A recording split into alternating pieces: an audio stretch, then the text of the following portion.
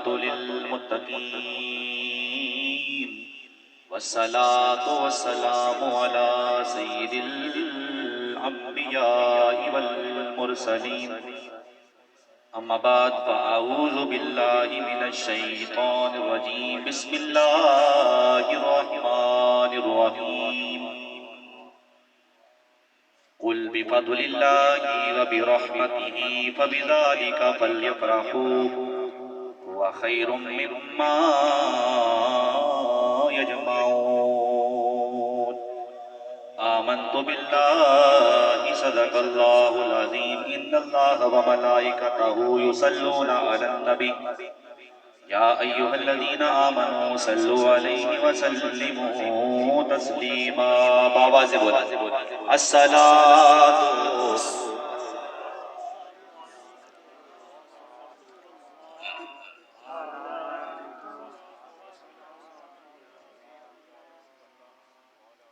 اس چیز کا عقیدہ ہے کہ ہم یہاں سے پڑھتے ہیں آقا مدینے میں سماعت فرماتے ہیں وہ بلند آواز سے پڑھے باقی بے شک خاموش رہیں جس چیز کا عقیدہ ہے وہ بلند آواز سے پڑھے الصلاۃ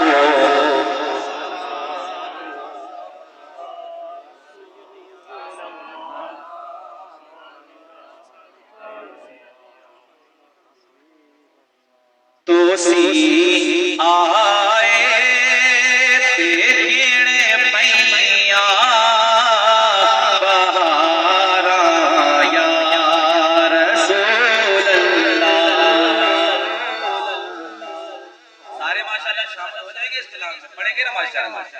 تو ساروں کی آواز ہے تو سی آئے تیرے پیاں بہار آیا رسول اللہ تو سی آئے تیرے پیاں بہار آیا رسول اللہ تو سی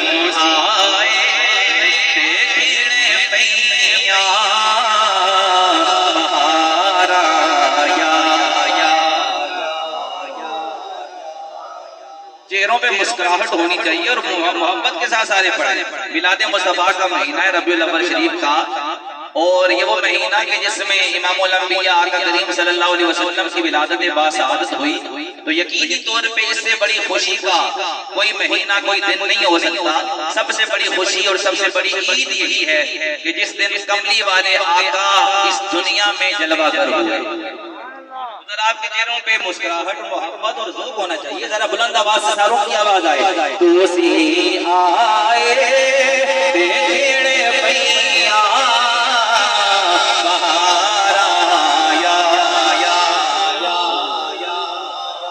دیلاں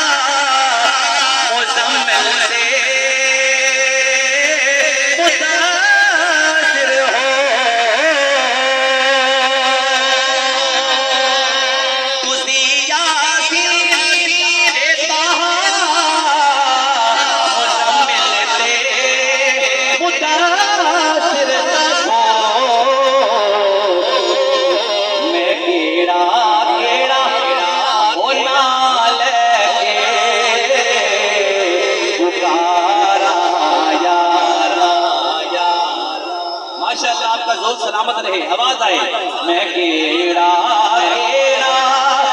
نال کے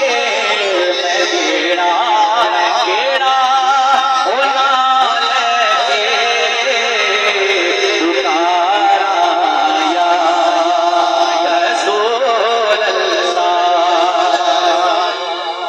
حلیمہ کلی نوے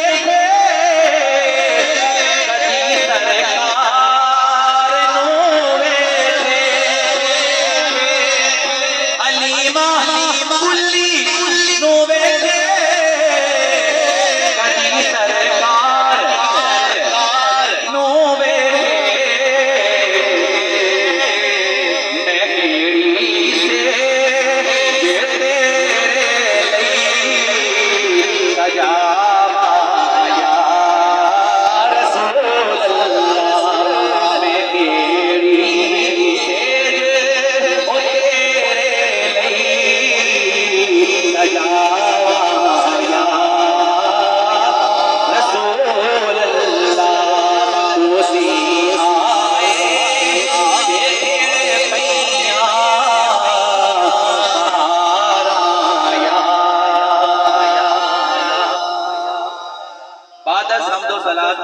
نہایت باجول احترام بزرگوں، دوستوں، ہم عمر ساتھیوں، علماء کرام، خانقاہ مصطفیٰ، عظیم نصیب محفل جناب محترم حافظ محمد لائق الرحمان صاحب،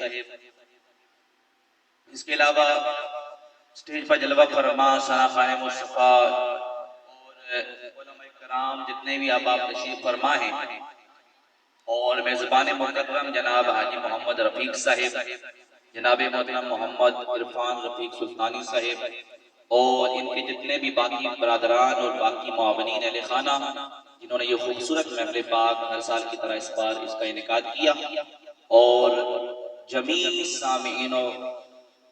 سامعین محترم سب کی بارگاہ میں السلام علیکم ورحمۃ اللہ وبرکاتہ۔ اللہ کا احسان عظیم، اللہ نے ایک مرتبہ پھر سال کے بعد آپ کے اس پروگرام میں اللہ نے حاضری کا موقع عطا فرمایا۔ انشاءاللہ تعالی کوشش کروں گا کہ آپ کی محبت اور آپ کے ذوق پر پورا اتروں اور کچھ نہ کچھ آپ کو حضور کی محبت کی باتیں سنا کر جاؤں، تاکہ ہمارے دل میں مصطفیٰ کا مزید عشق اور حضور کی محبت میں اضافہ ہو۔ میلاد مصطفیٰ کا مقصد ہی یہی ہے کہ ہم اپنے دلوں میں حضور کی محبت پیدا کر کے جائیں، اور جب حضور کی محبت ہمارے دلوں میں پیدا ہوگی تو یقینی طور پہ پھر ہمیں حضور کی پیروی کرنے کا بھی دل کرے گا، حضور کی سیرت اور حضور کی سنت پر عمل کرنے کا بھی ہمارا جذبہ پیدا ہوگا، کیونکہ محبت سچی وہی ہوتی ہے کہ جس میں عمل بھی ہو، جس میں پیروی بھی ہو۔ جو جس سے محبت کرتا ہے اس کی پیروی بھی کرتا ہے۔ تو یقینی طور پہ میلاد مصطفیٰ کا پیغام یہی ہے کہ ہم یہاں سے عقیدہ بھی لے کے جائیں، عمل بھی لے کے جائیں، ہمارا عقیدہ بھی پختہ ہو، ہمارا عمل بھی پختہ ہو۔ تو ماشاءاللہ خوبصورت حاضریاں آپ نے سماعت فرمائی ہیں، تو انشاءاللہ مختصر سے وقت کے اندر میں بھی کوشش کروں گا کہ اپنی گفتگو کو ختم کروں۔ پچھلی بار غالباً تھوڑا پروگرام کافی تاخیر کا شکار ہو گیا تھا، اور جس کی وجہ سے مختصر سی حاضری میں نے آپ کے سامنے پچھلے سال پیش کی تھی۔ جناب محمد عرفان صاحب، ان کا حکم تھا کہ قاری صاحب جدھر سے آپ نے چھوڑا تھا وہیں سے آگے شروع کرنا، تو انشاءاللہ کوشش کریں گے کہ پچھلے سال جہاں ختم کیا تھا وہاں سے آگے سلسلے کو شروع کریں۔ زیادہ وقت بھی میں آپ کا نہ لوں، انشاءاللہ ظہر کی نماز بھی ہم نے پڑھنی ہے اور عمل کی طرف بھی آنا ہے۔ توجہ فرمائیے گا، یہ میلاد مصطفیٰ ہے کیا؟ ایک آسان جملہ آپ کو دینے لگا ہوں۔ کوئی پوچھے کہ میلاد کیا ہے، نہ کوئی بحث کرنی ہے، نہ کوئی لڑائی جھگڑا کرنا ہے، آپ نے اتنا سا جملہ اور اتنا جواب دے دینا ہے۔ کوئی پوچھے میلاد ہے کیا، کیوں میلاد مناتے ہو، میلاد کی محفل کیا ہے، تو کہہ دیا کرو ہماری نظر میں مصطفیٰ کے ذکر کی محفل کو میلاد کہا جاتا ہے۔ بات ہی ختم ہو گئی۔ کوئی ذکر مصطفیٰ کا مسلمان انکار کر سکتا ہے؟ نہیں کر سکتا۔ آپ کو مزید دلیلیں اور ثبوت دینے کی ضرورت ہی نہیں ہے، آپ کہہ دیا کریں کہ ذکر مصطفیٰ کی محفل کو محفل میلاد کہتے ہیں۔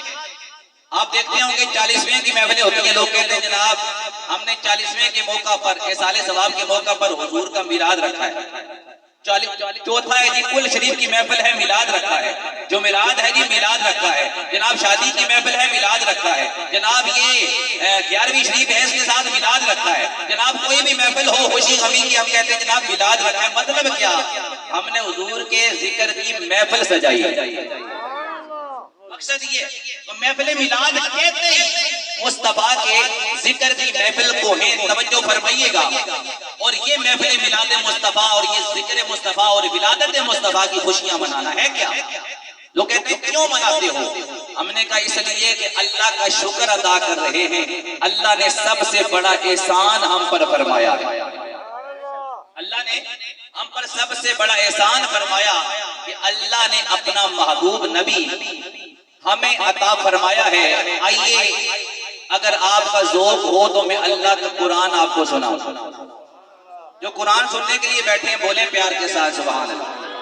اتنا ٹھنڈا بھی آپ نے نہیں بیٹھنا، ذرا ذوق کا اظہار کرنا ہے۔ ابھی تو آپ ماشاءاللہ فریش بیٹھے ہیں، کوئی اتنی دیر نہیں ہوئی محفل کو۔ توجہ کے ساتھ ذرا محبت کے ساتھ پیار کے ساتھ بولیں سبحان اللہ۔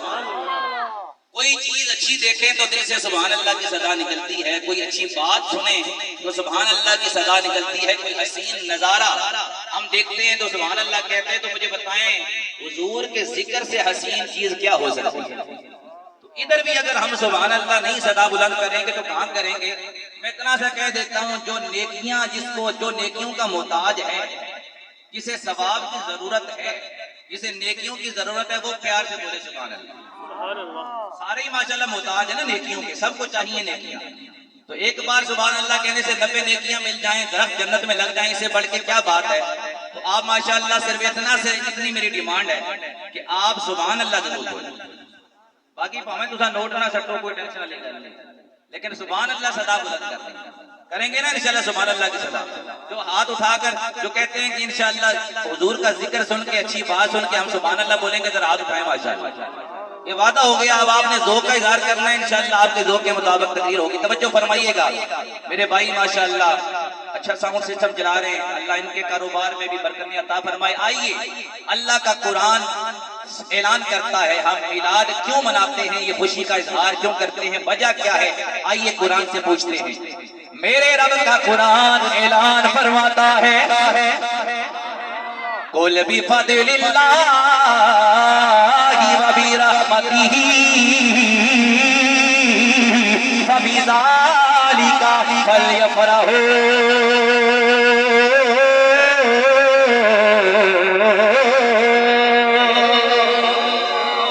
قرآن سن کے ہاتھ اٹھا کر سبحان اللہ دوبارہ پڑھ رہا ہوں۔ اللہ نے فرمایا قُلْ بِفَضْلِ اللَّهِ وَبِرَحْمَتِهِ فَبِذَلِكَ فَلْيَفْرَحُوا۔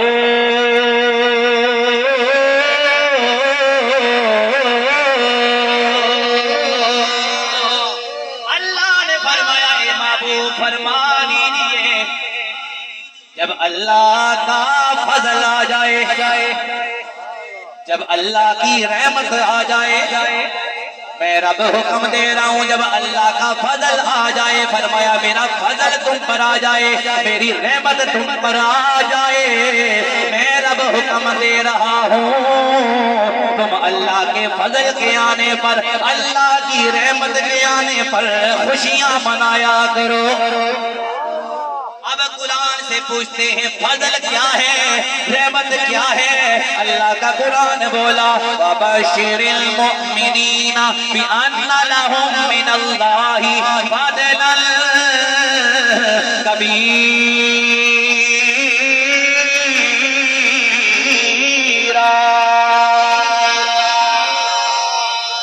فرمایا سب سے بڑا فضل میرے نبی کی ذات، اے میرے مولا رحمت سب سے بڑی کون ہے؟ اللہ کا قرآن بولا وَمَا أَرْسَلْنَاكَ إِلَّا رَحْمَةً لِّلْعَالَمِينَ۔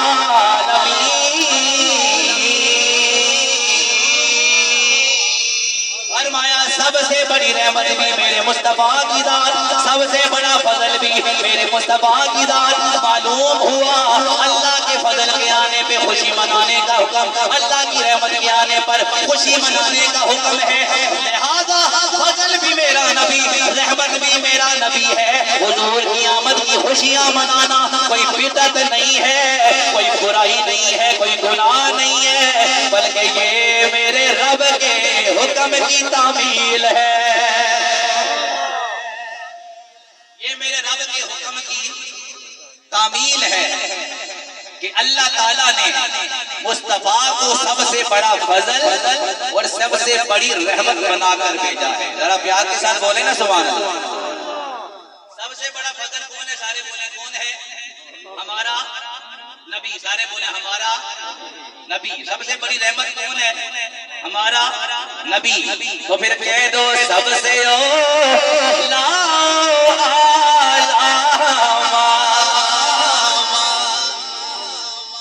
جس چیز کا نبی ہے وہ بلند آواز سے پڑھے سب سے اولا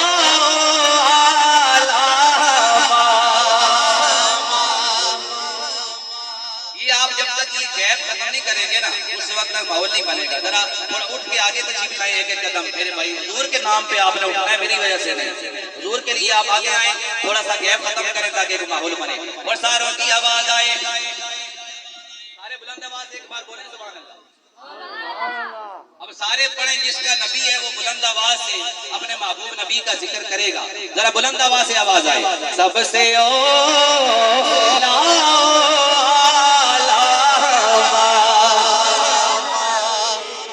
سب سے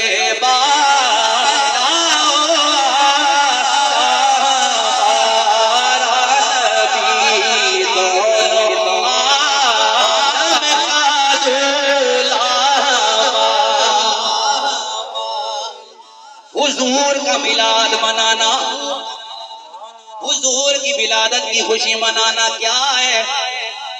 آئیے توجہ فرمائیے. حضرت عیسیٰ علیہ السلام, آج لوگ کہتے ہیں جناب یہ عید کہاں سے آ گئی؟ عید تو دو عیدیں, عید الفطر ہے, عید الاضحیٰ ہے.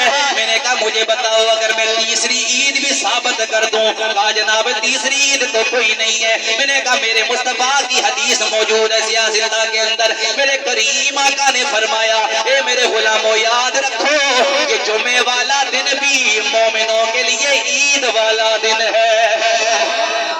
آئیے حضور سے پوچھتے ہیں یا رسول اللہ یہ جمعے والا دن سب سے افضل کیسے ہو گیا, عید والا کیسے بن گیا؟ میرے آقا نے فرمایا اس لیے کہ فیہ خلق آدم, فیہ خلق آدم, اس لیے کہ جمعے والے دن آدم علیہ السلام پیدا ہوئے ہیں. تو مجھے کہنے دو جس دن آدم علیہ السلام پیدا ہوئے وہ دن عید والا ہو گیا, تو خود سوچو جس دن نبیوں کا امام دنیا میں آیا ہے وہ دن عید والا کیوں نہیں ہو سکتا ہے؟ بولے پیار کے ساتھ, جس دن حضور تشریف لائے وہ عید والا کیوں نہیں ہو سکتا؟ سب سے بڑی عید ہے مصطفیٰ کی آمد. اور حضرت عیسیٰ علیہ السلام نے دعا فرمائی جب قوم آ گئی, بندے آئے نا, انہوں نے کہا جی عیسیٰ علیہ السلام اللہ کے نبی ہیں آپ, ہم محنت کر کر کے تھک گئے, کھیتی باڑی جناب یہ بھی اگاؤ فلانا اگاؤ. اللہ سے دعا کر رہے ہیں اللہ آسمان سے بھیجے. کیا کرے اللہ آسمان سے کھانا بھیجے. حضرت عیسیٰ علیہ السلام نے فرمایا بھائی محنت کرو مشقت کرو یا نبی اللہ بڑے تھک گئے. اللہ سے فرمائے, اللہ سے عرض کریں کہ اللہ آسمان سے بھیجے. تو حضرت عیسیٰ علیہ السلام نے دعا فرمائی. کیا فرمائی جی؟ دعا فرمائی. اب توجہ کرو دعا کیا ہے؟ حضرت عیسیٰ علیہ السلام نے دعا فرمائی اللہم ربنا انزل علینا مائدۃ من السماء تکون لنا عیدا لأولنا وآخرنا. حضرت عیسیٰ علیہ السلام نے دعا فرمائی اللہم ربنا انزل علینا مائدۃ من السماء, اے میرے مولا جب تو آسمان سے کھانا پینا نازل فرمائے گا, ہم دعا کرتے ہیں آسمان سے دسترخوان نازل فرما, آسمان سے کھانا پینا نازل فرما. اے میرے مولا جب تو آسمان سے کھانا پینا نازل فرمائے گا عید الاولینا, توجہ, عید الاولینا, عید الاولینا, عید الاولینا وآخرنا. جس دن تو آسمان سے کھانا پینا نازل فرمائے گا وہ ہمارے لیے بھی, ہمارے اگلوں کے لیے بھی, ہمارے پچھلوں کے لیے بھی عید والا دن ہوگا, عید والا دن ہوگا. اب عقیدے کا جملہ آپ کا کون ہاتھ اٹھا کر بولے گا, کون نہیں؟ اسٹیج سے لے کے آخر تک سارے بولیں گے. ارے اگر عیسیٰ علیہ السلام کی قوم کے لیے جس دن آسمان سے کھانا پینا آیا وہ دن عید والا ہے, تو خود سوچو جس دن اللہ کا محبوب دنیا میں آیا ہے وہ دن عید والا کیوں نہیں ہو سکتا؟ وہ دن عید والا کیوں نہیں ہو سکتا؟ اس لیے یہ جناب محمد عرفان سلطانی باقی ان کے برادران، باقی معاونین اور آپ جیسے محبت والے جتنے بھی نبی کے غلام، سارے یہ میں اپنے میلاد سجا کر لوگوں کو بلا کر یہ سجاوٹ کر کے دنیا والوں کو کہنا چاہتے ہیں آؤ نبی کی ولادت کی خوشیاں منا لو، نبی کا میلاد منا لو، اس لیے کہ سب سے بڑی عید یہ ہے کہ جس دن کملی والے آقا دنیا میں تشریف لائے، اس لیے ہم صدا بلند کرتے ہیں وہ کیا؟ فلک کے نظاروں، ایسے میں نے نہیں سنانا آپ کو، جس طرح میں نے پہلے عرض کیا باقی کچھ بھی آپ نہ پیش کریں، پڑھنا تو آپ نے ہے، سبحان اللہ آپ نے کہنی ہے، ایسا او مولوی کوئی نہیں ہے کہ جناب جدو تمہیں نوٹ سٹ سو تاہی ایسا پڑھنا ہے، نہیں، ہم اپنی محبت میں اسی طرح پڑھیں گے جس طرح پڑھنے کا حق ہے، لیکن آپ نے ذوق کا اظہار کرنا ہے، آپ نے بلند آواز سے پڑھنا ہے۔ تو کون کون میرا بھائی پڑھے گا اس کلام کو ذرا ہاتھ اٹھائے نا ماشاءاللہ۔ اب نوجوانوں کو کہوں گا، بوڑھوں کو بزرگوں کو میں تکلیف نہیں دینا چاہتا، آپ نے ہاتھ اٹھانے کیونکہ خان وان زرداری مرداری تے فلانا فلانا شریف تو بڑے کیڑے کیڑے جناب، ان کے لیے آپ ہاتھ بھی پتہ نعرے بھی لگاتے ہیں، کیا کیا کرتے ہیں، یہ تو حضور کا ذکر ہے ہاں جی۔ وہ تو کہتے ہیں نا جناب ایک جملہ کہہ دوں تاکہ کوئی ناراض بھی نہ ہو جائے، ناراض ہوتے ہیں تو 100 دفعہ ہوں، ایسا میں گل کرنی ہے۔ وہ کہتے ہیں جناب کہ جی جناب معاملہ یہ ہے کہ جی یہ بندے جنہوں نے یہ حرکت کی آپ کے بندے تھے تو جیلیں بھی کاٹ رہے ہیں، مارے بھی کھا رہے ہیں، وہ جی یہ تو ہمارے بندے ہی کوئی نہیں۔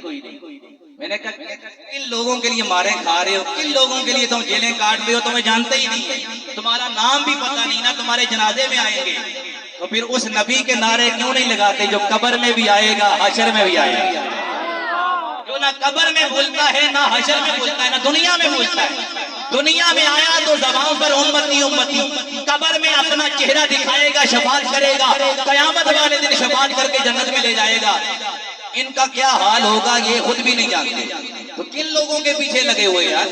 بات کرو کملی والے، کہو ہم نے کسی کے نعرے نہیں لگانے، ہم نے نعرے لگانے ہیں تو فقط مصطفیٰ کے۔ کہا جی نہیں ہم کام آنے والے ہیں، اس سے پوچھو کیا قبر میں کام آؤ گے؟ کہا جی نہیں۔ حشر میں کام آؤ گے؟ کہا جی نہیں۔ تو کہو تمہارے نعرے کیوں لگاؤں؟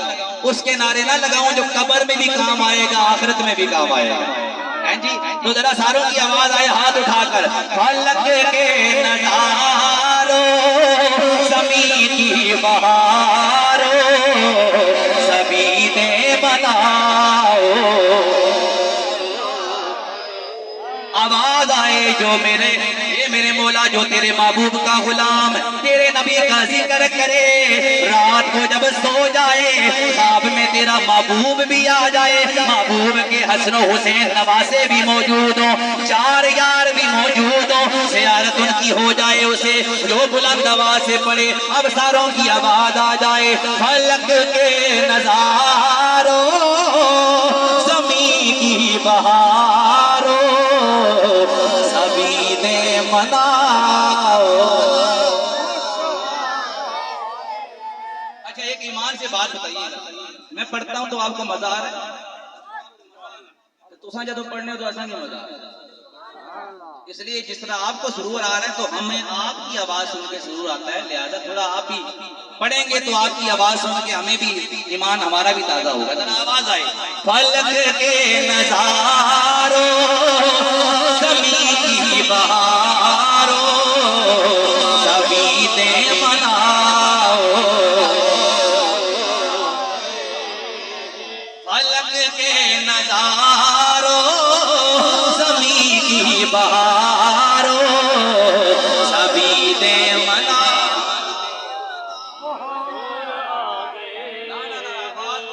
پھر آواز آئے، فلک کے نظاروں زمین کی بہاروں سبھی نے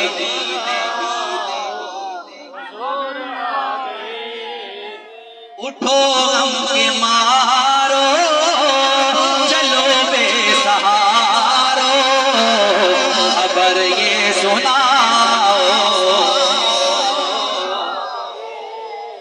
ہوا چار سو رحمتوں کا بسیرا، اجالا اجالا سویرا سویرا، ہوا چار سو رحمتوں کا بسیرا، اجالا اجالا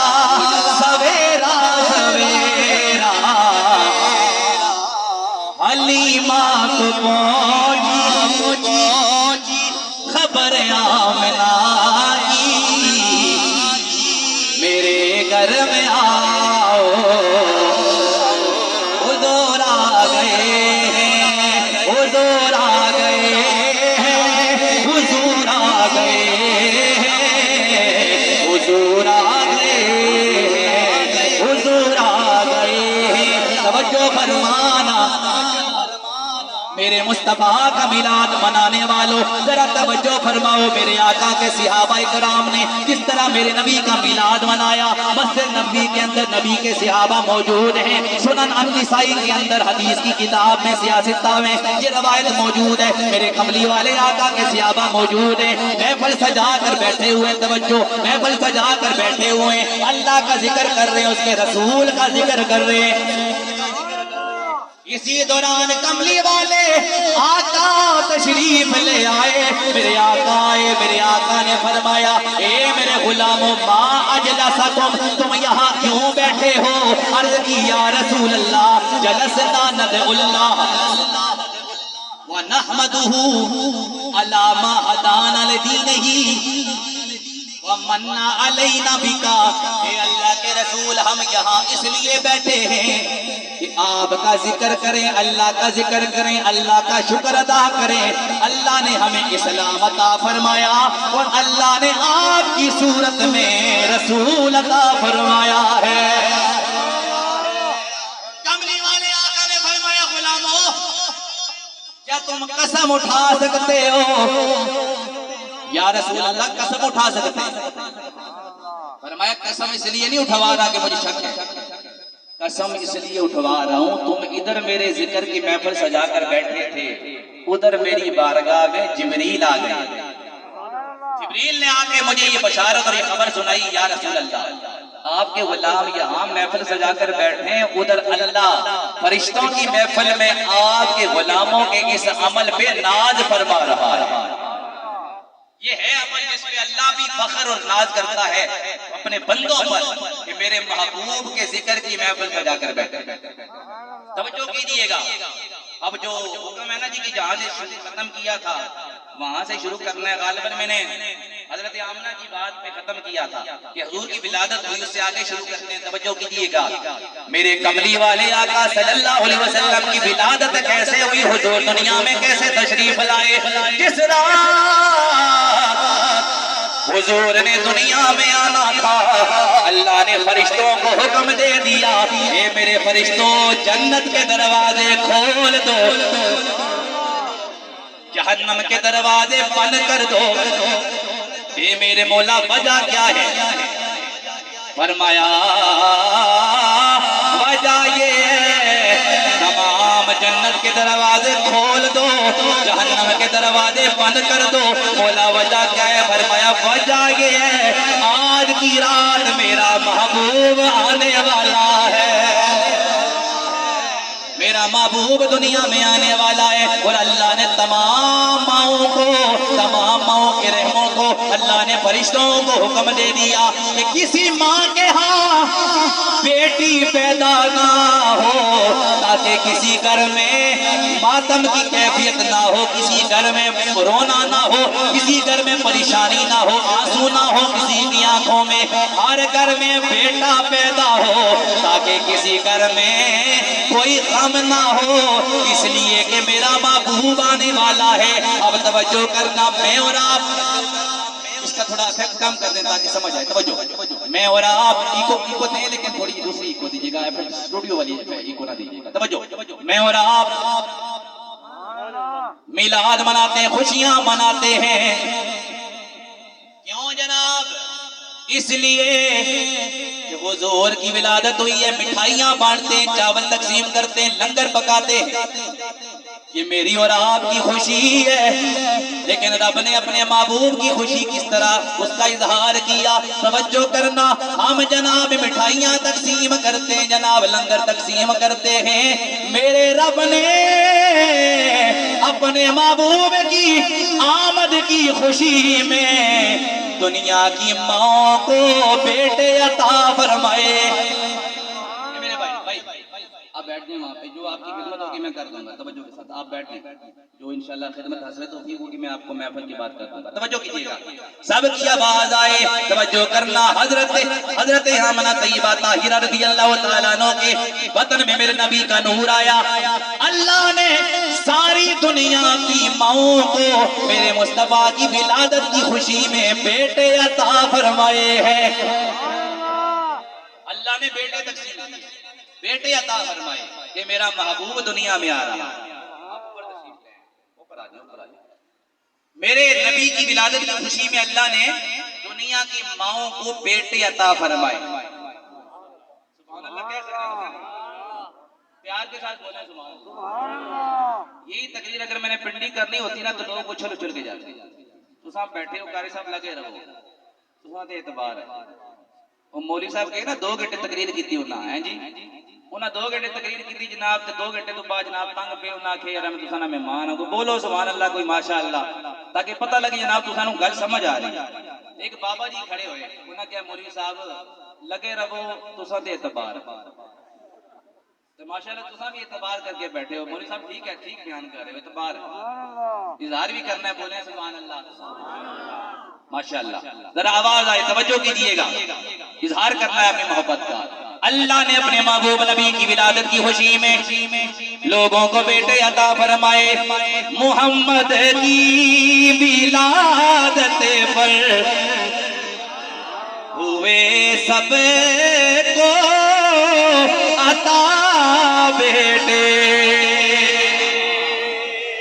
محمد کی صلی اللہ علیہ وسلم، محمد کی ولادت پر ہوئے سب کو عطا بیٹے، اسے میلاد کہتے ہیں، ولادت ہو تو ایسی ہو، اسے میلاد کہتے ہیں، ولادت ہو تو ایسی ہو۔ میرے آقا کی والدہ حضرت آمنہ طیبہ طاہرہ رضی اللہ تعالیٰ عنہ آپ فرماتی ہیں، میرے لال کا نور جب میرے وطن میں آ گیا، میں رستوں سے گزرتی آواز آتی، پتھروں سے آواز آتی، السلام علیکم یا ام رسول اللہ، اے آمنہ تجھے سلام ہو، تو مصطفیٰ کی ماں بننے والی ہے، تو مصطفیٰ کی ماں بننے والی ہے، تیری گود میں میرا محبوب دنیا میں آنے لگا ہے۔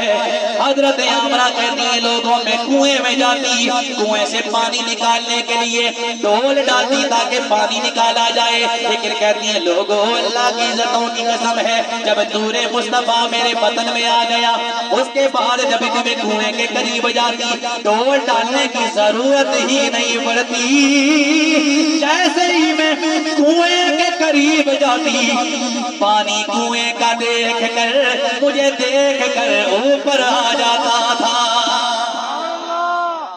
اگلا روز آیا نا، عورتیں لائن بنا کر کھڑی، حضرت آمنہ نے فرمایا لائن بنا کر کیوں کھڑی ہو؟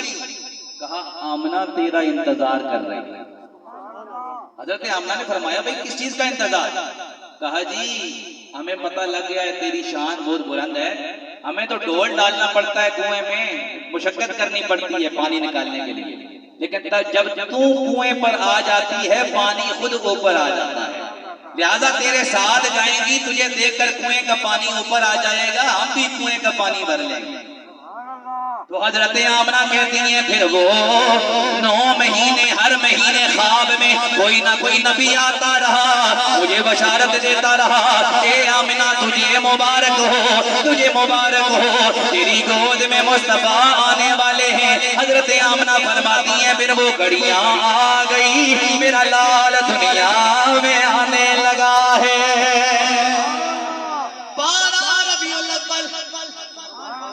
آنے والی آج کی رات 12 ربیع الاول، سحری کا وقت، صبح آ رہی ہے رات جا رہی ہے، سحری کا وقت ہے، میرے ہاں کوئی بھی میرے گھر میں موجود نہیں، میں گھر میں اکیلی موجود ہوں، گھبرائی ہوئی ہوں، پریشان ہوں۔ اسی دوران میرے گھر میں چراغ جل رہا تھا، کمرے میں چراغ جل رہا تھا، وہ چراغ نے اچانک بجھ گیا، گھر میں اندھیرا ہو گیا، میں پریشان ہو گئی۔ اچانک میرے کمرے کی دیواریں پھٹی، ان سے 3 لمبے قدوں والی عورتیں داخل ہوئی۔ میں ڈر گئی کہ آنے والی یہ کون آ گئی ہیں۔ میں نے پوچھا یہ آنے والی ہو تم کون ہو؟ ساری کہنے لگی اے آمنہ گھبرانے کی ضرورت نہیں ہے، پریشان ہونے کی ضرورت نہیں ہے، سن لے۔ اے آمنہ ایک بولی کہنے لگی آمنہ میں آدم کی بیوی حوا آئی ہوں۔ ایک کہنے لگی اے آمنہ پریشان نہ ہو، میں اسماعیل کی ماں ہاجرہ آئی ہوں۔ ایک کہنے لگی اے آمنہ پریشان نہ ہو، میں اسماعیل کی ماں ہاجرہ آئی ہوں۔ تیسری کہنے لگی آمنہ میں عیسیٰ کی ماں مریم آئی ہوں۔ حضرت آمنہ نے فرمایا اے آنے والیاں کیوں آئی ہو؟ ساری کہنے لگی اے آمنہ تیری گود میں جو آنے والا ہے اس مصطفیٰ کا استقبال کرنے آئی ہے۔ اس مصطفیٰ کا استقبال کرنے آئی ہے۔ کاش آپ ہی نعروں میں استقبال کوئی نعرہ ہی لگا دیتے۔ کوئی ہے نعرہ لگانے والا میرا بھائی جو؟ نعرہ تکبیر، نعرہ رسالت، جشن میلاد النبی، تاجدار ختم نبوت، تاجدار ختم نبوت، لبیک لبیک لبیک یا رسول اللہ، لبیک لبیک۔ ہاتھ اٹھا کر یہ کوئی سیاسی نعرہ نہیں ہے، حضور کا نعرہ ہے لبیک لبیک یا رسول اللہ، لبیک لبیک یا رسول اللہ، تاجدار ختم نبوت۔ زندہ بولے پیار کے ساتھ سبحان اللہ۔ توجہ فرمائیے، حضرت آمنہ کہتی ہیں حضور دنیا میں آنے لگے، عورتیں آ رہی ہیں، عیسیٰ کی ماں، حضرت آدم کی بیوی حوا، حضرت ہاجرہ اسماعیل کی والدہ، حضرت ابراہیم کی بیوی استقبال کرنے کے لیے آ رہی ہیں کہ آمنہ تیری گود میں مصطفیٰ آنے والے ہیں۔ پھر فرماتی ہیں خرج منی نور، میرے جسم سے نور نکلا اور روشنی پھیل گئی، مشرق میں، مغرب میں، جنوب و شمال میں، سب کچھ میرے سامنے عیاں ہو گیا، ہر چیز سامنے ظاہر ہو گئی۔ اور کہتی ہیں لوگوں پھر کیا ہوا؟ خرج منی نور، جب نور نکلا پھر وہ گھڑیاں آ گئی، میرا لال دنیا میں آنے لگا۔ جس طرح عام ماؤں کی تمنا ہوتی ہے بیٹا پیدا ہوگا تو آنکھوں میں سرما لگاؤں گی، بالوں کو تیل لگاؤں گی، خوشبو لگاؤں گی، غسل کروں گی۔ کہتی ہیں ادھر معاملہ ہی کچھ اور تھا۔ آپ سننا چاہتے ہیں کہ حضور جب آئے تو کیفیت کیا تھی؟ حضور کی ولادت کی بات سننا چاہتے ہیں؟ ہاں ماشاءاللہ، تو پیار سے ہاتھ اٹھا کر بولیں بلند آواز سے سبحان اللہ۔ جو جتنی محبت سے سننا چاہتے ہیں اتنی بلند آواز سے بولے سبحان اللہ۔ ماشاءاللہ حضرت آمنہ طیبہ طاہرہ رضی اللہ تعالیٰ عنہا آپ فرماتی ہیں میرا لال دنیا میں آ گیا، میں نے کیا دیکھا، میں نے کیا دیکھا، میں نے کیا دیکھا؟ جبرائیل امی جھنڈے لے کر آ رہے ہیں، ایک جھنڈا مشرق میں لگایا، ایک جھنڈا مغرب میں لگایا، ایک کعبے کی چھت پہ لگایا۔ اے جبریل یہ جھنڈے کیوں لگا رہے ہو؟ آواز آتی ہے خوشی ہے آمنہ کے لال کے تشریف لانے کی۔ کسے خوشی ہے؟ ذرا ہاتھ اٹھائے ماشاءاللہ، ذرا آواز آ جائے خوشی ہے آمنہ کے لال کے تشریف لانے کی، خوشی ہے آمنہ کے لال کے تشریف لانے کی۔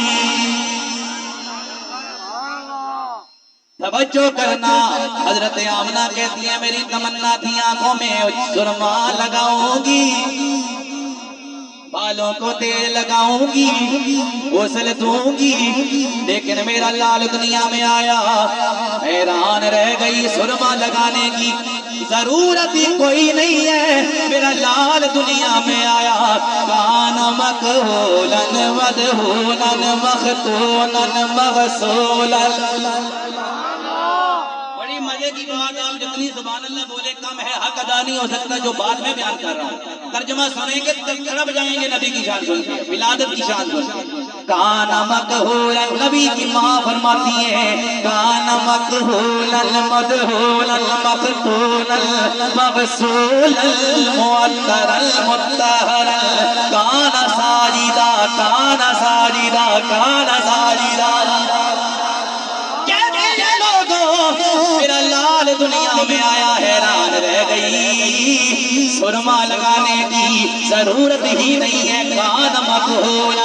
تڑپ جاؤ گے نبی کے غلاموں، کون سن کے جھومے گا بولے گا کان مکہولا۔ نبی کی ماں کہتی ہے میرا لال دنیا میں آیا میں حیران رہ گئی، کان مکہولا، آنکھوں میں قدرتی سرما لگا ہوا ہے، کان مکہولا، آنکھوں میں قدرتی سرما لگا ہے،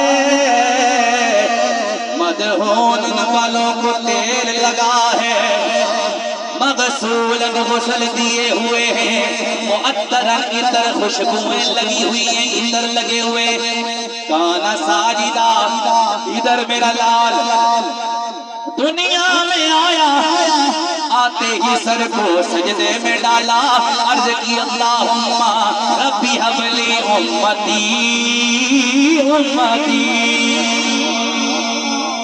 اے میرے مولا میری امت میرے حوالے کر دے۔ امت کو یاد فرمایا حضور کی ولادت ہو گئی 12 ربیع الاول، داعیاں مکے میں آنے لگے، داعیاں مکے آنے لگے۔ اب سنیے گا داعیاں مکے کیوں آتے ہیں؟ وجہ یہ تھی عرب کا رواج تھا، عرب والے اپنے جو بچے پیدا ہوتے تھے نا ان کو 6 مہینے کے لیے سال کے لیے دائیوں کے حوالے کر دیتے۔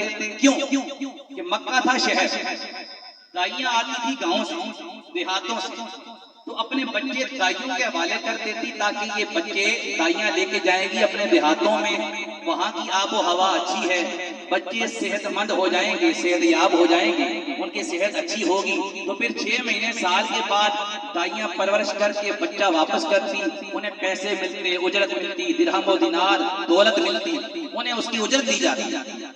12 ربیع الاول والا دن ہے، مکے میں دائیاں آنے لگے، کوئی بچہ مل جائے۔ اللہ کی شان دیکھیں حضور کا سن کے کہ حضور یتیم پیدا ہوئے، ظاہری طور پہ ہم کو یتیم بھی نہیں کہہ سکتے، لیکن دائیوں کا ظاہری طور پہ یہ سمجھنا کہ حضور تو یتیم ہے، تو حضور کو لینے سے انکار کیا۔ لوگ کہتے ہیں دائیوں نے انکار کیا، میں نے کہا تمہیں سمجھ نہیں آئی، دائیوں نے انکار نہیں کیا، میرے مصطفیٰ نے حلیمہ کے علاوہ کسی دائی کو پسند ہی نہیں فرمایا۔ حضور نے حضرت حلیمہ کے علاوہ کسی دائی کو پسند ہی نہیں کیا، حضور نے نظر ڈالی حلیمہ پہ، یا اللہ یہی ہونی چاہیے، حلیمہ کو قبول کیا حضور نے۔ توجہ کرنا، حضرت حلیمہ بھی جا رہی ہیں بیچاری بڑی پریشان، غریب، لاغر، کمزور، غربت کی ماری ہے، گھر میں کھانے پینے کے لیے کچھ موجود نہیں، بکریاں دودھ نہیں دیتی، کچھ کھائیں گی تو دودھ دیں گی، ایک سواری موجود ہے لیکن لاغر ہے، کمزور ہے، سست رفتار ہے، صحیح چل نہیں سکتی۔ آپ ہی مکے شہر جانے لگی، اس سواری پر سوار ہوئی، بڑی سست رفتار ہے، آرام سے جا رہی ہے، باقی دائیوں کی سواریاں مضبوط، تیز رفتار، طاقتور، وہ پہلے مکے شہر پہنچ گئی۔ انہوں نے جب حلیمہ آخر میں پہنچی نا بڑی دیر سے، وہ بچے لے کے واپس آ رہی تھی، حلیمہ کو دیکھا، حلیمہ کو دیکھ کے کہنے لگی حلیمہ تو کدھر ہے جی، تو کدھر؟ میں نے فرمایا بچہ لینے کے لیے آئی ہے۔ کہا بچے تو امیروں کے ہم لے آئی ہیں، تو بڑی دیر سے آئی ہے، تجھے کوئی مل بھی گیا تو کوئی یتیم ملے گا، کوئی مسکین، کوئی غریب ملے گا، امیروں کا بچہ نہیں ملے گا۔ اور کہتی کیا ہے؟ تیری قسمت بڑی خراب ہے۔ نہیں سمجھے بھائی، جملہ دوں گا تو آپ کا دل مچل جائے گا، دل سے سبحان اللہ نکلے۔ کیا کہتی ہیں؟ تیری قسمت بڑی خراب ہے، کہتی ہے تیری قسمت بڑی خراب ہے۔ میرا وجدان کہتا ہے غیب سے آواز آئی ہوگی، اے حلیمہ پریشان نہ ہو، یہ جو کہہ رہی ہے تیری قسمت بڑی خراب ہے، یہی بات میں کہتی ہوئی نظر آئیں گی. ان کے جملے یہی ہوں گے جو تجھے کہہ رہی ہے تیری قسمت خراب ہے. بعد میں یہی کہیں گی حلیمہ قسمت تو ہماری خراب تھی, تیری قسمت تو لاجواب ہے. تیری قسمت لاجواب ہے. توجہ کرنا حضرت حلیمہ کہتی ہیں پریشانی کے عالم میں جا رہی تھی. آگے دیکھا حضور کے دادا بھی کسی دائی کی تلاش میں آئے ہوئے. حلیمہ کو دیکھا کہنے لگے یہ عورت تم کون ہے, کہاں سے آئی؟ کہا میں پیشے کی دائی ہوں, قبیلہ بنو سعد سے تعلق رکھنے والی. ایک بچہ لینے کے لیے آئی تھی, امیروں کا بچہ نہیں مل رہا. حضرت عبد المطلب نے فرمایا بچہ تو مل جائے گا مگر بچہ در یتیم ہے. حلیمہ کہتی ہے دل میں خیال آیا یتیم سے مجھے کیا ملے گا. پھر آواز آئی حلیمہ یہ یتیم ضرور ہے مگر عام یتیم نہیں ہے, یہ یتیموں کا سہارا بن کے آ گیا ہے. آگے بڑی حضور کے دادا کے ساتھ چل پڑی. حضور کے گھر پہنچی, حضور کے گھر کے باہر پہنچی. حیران رہ گئی. بڑے بڑے گھروں میں گئی ہوں, گھروں سے بدبو آتی ہوئی نظر آتی ہے, لیکن حیران رہ گئی. حضور کے گھر کے قریب پہنچی, حیران رہ گئی. گھر کے باہر تک خوشبوؤں کے حلے آ رہے ہیں. حیران رہ گئی, کبھی کسی گھر میں نہیں دیکھا کہ بچہ پیدا ہو اور خوشبوئیں آ رہی ہوں. معاملہ کچھ اور ہوتا ہے, خوشبو نہیں آتی. لیکن یہ کیسا گھر ہے کہ بچہ پیدا ہوا خوشبو آ رہی ہے. کہتی ہے سمجھ گئی کوئی شان والا آ گیا ہے. کہتی ہیں لوگوں میں حضور کے گھر کے اندر داخل ہوئی, میں نے دیکھا حضور اپنی ماں کی گود میں چادر اوڑے ہوئے آرام فرما رہے. میں قریب گئی کہ حضور کو دیکھ لوں, شان والے کو دیکھ لوں. میں نے بڑے پیار سے چادر ہٹائی, حضور کا چہرہ دیکھا. کہتی ہیں لوگوں حضور کے چہرے پہ نظر پڑنے کی دیر تھی, حیران رہ گئی. میں نے بڑے بڑے حسین بچے دیکھے مگر محمد جیسا کوئی بھی نہیں دیکھا ہے. بڑے بڑے بچے حضور جیسا کوئی نہیں, حضور جیسا کوئی نہیں. کہتی ہیں میں نے سوچا حضور, میں نے تو حضور کو دیکھ لیا, اب حضور مجھے بھی دیکھ لیں. حضور کی آنکھیں بند ہیں, حضور آرام کر رہے ہیں. حضرت حلیمہ کہتی ہیں میں نے بڑے پیار سے حضور کے سینہ مبارک پہ ہاتھ رکھا. ہاتھ رکھنے کی دیر تھی, حضور مسکرائے, آنکھیں کھولی, مجھے دیکھنے لگے.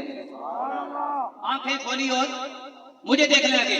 حلیمہ کہتی ہیں کیا کہتی ہیں, اللہ کی عزتوں کی قسم ہے اے لوگوں حضور کا مجھے دیکھنا تھا, مجھے حضور سے پیار ہو گیا تھا,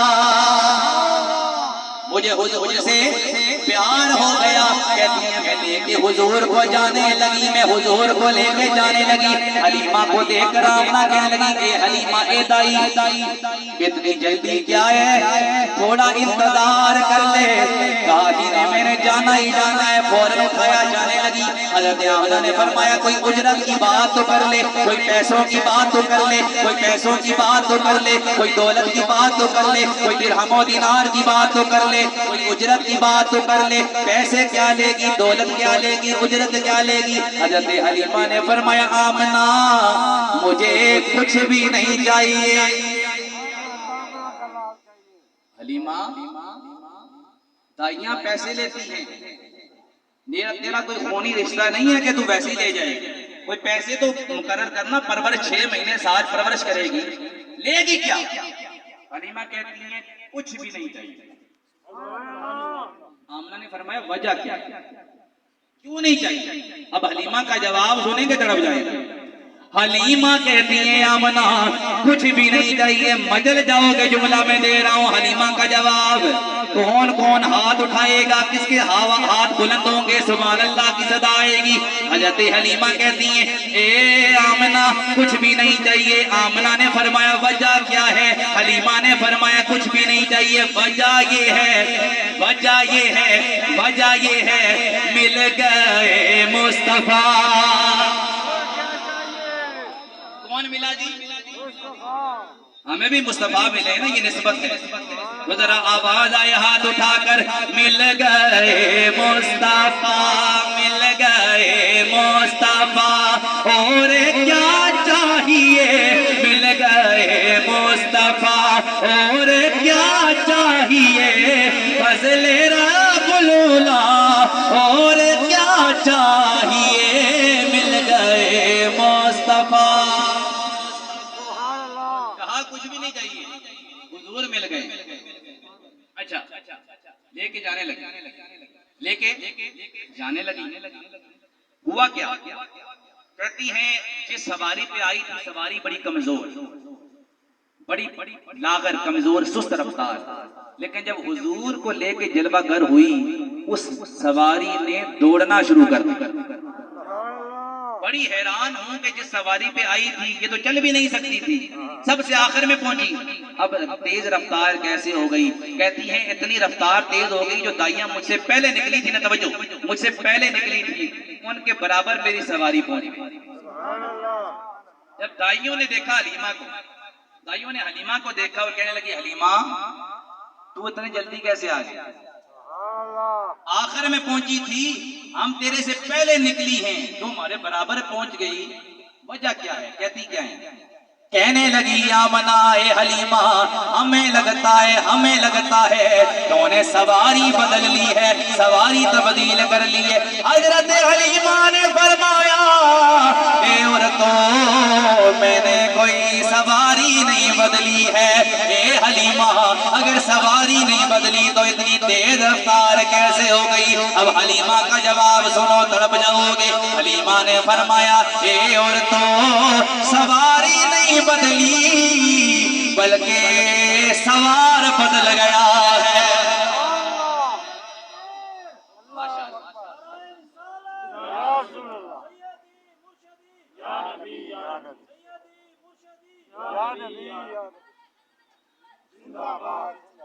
ہاتھ اٹھا کر جواب ادھر کھڑے ہو، کھڑے ہو، شاباش. اب نعرہ لگاؤ،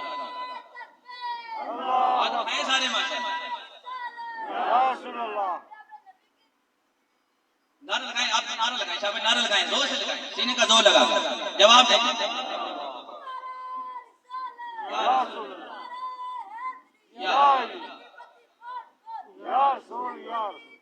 یار ماشاءاللہ، اللہ آپ کو جزائے خیر عطا فرمائے. یہ بچوں کے اندر جذبہ پیدا کریں. خالی گانے نہ سکھایا کرو، ڈانس نہ سکھایا کرو، حضور کے نعرے سکھایا کرو، یہ کام آئیں گے قیامت والے دن. کہتی کیا ہے؟ سواری نہیں بدلی بلکہ سوار بدل گیا ہے. ہوا کیا؟ توجہ کرنا. کہتی ہیں پھر میں گھر آ گئی، میرے گھر میں بکریاں موجود ہیں مگر دودھ نہیں دیتی. اب میں نے بہت سے واقعات چھوڑ دیے. حضرت عبدالمطلب حضور کو لے کر گئے، وہ جناب کعبہ طواف کر رہا تھا، وہ سارے واقعات چھوڑ دیے تاکہ زیادہ وقت نہ لگے. اب توجہ کیجیے. حضرت حلیمہ فرماتی ہیں میں حضور کو لے کر آ گئی، میرے گھر میں غربت کا عالم یہ تھا، بکریاں موجود تھی مگر بکریاں دودھ نہیں دیتی تھی. لیکن کہتی ہیں لوگوں، حضور کو لانے کی دیر تھی، حضور میرے گھر میں آ گئے. حیران رہ گئی، بکریوں نے اتنا دودھ دیا گھر کے سارے برتن بھر گئے مگر دودھ ختم نہیں ہو رہا ہے. حلیمہ کو دائیاں کہنے لگی حلیمہ یہ سارا معاملہ کیسے ہو گیا؟ حلیمہ کہنے لگی تم تو کہتی تھی میری قسمت خراب ہے، اب بتاؤ معاملہ کیا ہے؟ تو دائیوں نے کیا اظہار کیا، افسوس کیا، دکھ کیا. شاعر کہتا ہے یہ کون آیا دنیا ہوتے ہویا ہر جگہ روشنا،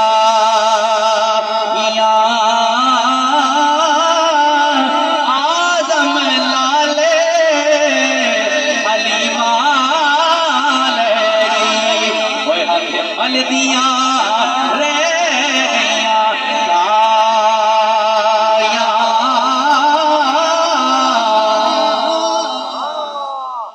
ہاتھ ملتی رہ گئی دائیاں. آئے افسوس یہ شان والا ہمیں نہیں ملا ہے.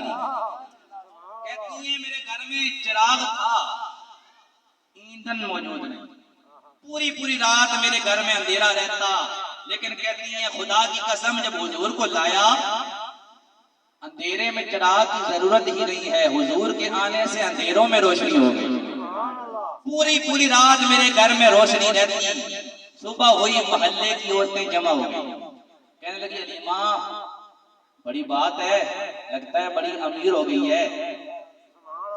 دیکھیں نا جی، بل پتہ نہیں تھے کہ معاملہ ہے، پنڈی تے 40,000 بل آ رہے ہیں، تو اب جو بندہ اتنا بل آتا ہو پوری رات اپنے گھر کی لائٹیں ساری آن کر کے رکھے تو لوگ کیا کہیں گے، بڑے پیسے جیسے آ گئے، بڑا امیر ہو گئے۔ اس دور میں یہ ایندھن ہوتا تھا، یہ غریب بندے کے پاس چراغ جلانے کے لیے ایندھن بھی نہیں تھا، پوری رات چراغ جلا۔ کہنے لگی حلیمہ ہمیں لگتا ہے بڑی امیر ہو گئی ہے، تیرے پاس بڑے پیسے جیسے آ گئے ہیں، پوری رات چراغ جلتا رہتا ہے، پہلے تو پوری رات اندھیرا رہتا تھا۔ حلیمہ نے فرمایا امیر ہوئی ہوں مگر پیسوں کی وجہ سے نہیں، امیر ہوئی ہوں مگر پیسوں کی وجہ سے نہیں۔ اب جواب حلیمہ کا سنو، اور آپ نے ایسے بولنا ہے، میں گفتگو ختم کر رہا ہوں، آخری جملہ میری تقریر کا، اس کے بعد پیغام دینا ہے، بات ختم، آپ بولیں گے انشاءاللہ اس بات پہ، اور ایسا بولنا ہے پتہ لگے کہ چڑوئی کے رہنے والے، ضلع کوٹلی کے رہنے والے نبی کے غلام اتنے ٹھنڈے نہیں ہیں، جب حضور کی بات آتی ہے تو ان کا ذوق بڑھ جاتا ہے، تو پتہ چلے کہ راولپنڈی جا کر بھی میں کہوں کہ جناب ماشاءاللہ، یہ ویڈیو دکھا کر کہوں کہ یار تم بھی بڑے ذوق کا اظہار کرتے ہو، دیکھو یہ چڑوئی کے رہنے والے نبی کے غلام کیسے بول رہے ہیں، ایسے بولیں آپ ماشاءاللہ۔ ذرا توجہ کیجئے گا، کیا ہوا؟ حضرت حلیمہ کہتی ہیں، عورتیں کہنے لگی بڑی امیر ہو گئی ہے۔ حضرت حلیمہ نے فرمایا امیر ہوئی ہوں مگر پیسوں کی وجہ سے نہیں۔ حضرت حلیمہ نے فرمایا امیر ہو گئی ہوں مگر پیسوں کی وجہ سے نہیں۔ حضرت حلیمہ کو عورتیں کہنے لگی اے حلیمہ، جو بھی امیر ہوتا ہے پیسوں کی وجہ سے، دولت کی وجہ سے، درہم و دینار کی وجہ سے، سونے چاندی کی وجہ سے، ہیرے جواہرات کی وجہ سے امیر ہوتا ہے، تو امیر کیسے ہوئی ہے؟ حضرت حلیمہ نے فرمایا پیسوں کی وجہ سے نہیں، دولت کی وجہ سے نہیں، درہم و دینار کی وجہ سے نہیں، سونا چاندی ہیرے جواہرات کی وجہ سے نہیں، یہ حلیمہ امیر کیسے ہوئی ہے؟ حلیمہ کا جواب سنو، اسٹیج سے لے کے آخر تک سارے بولیں گے اس جملے پہ، اور ایسی ہاتھ اٹھا کر سبحان اللہ پورا علاقہ گونج جائے، پتہ لگے نبی کے میلاد منانے والے نبی کا میلاد منا رہے۔ حضرت حلیمہ نے فرمایا امیر اس لیے ہوئی ہوں کہ میرے گھر میں محمد آ گئے۔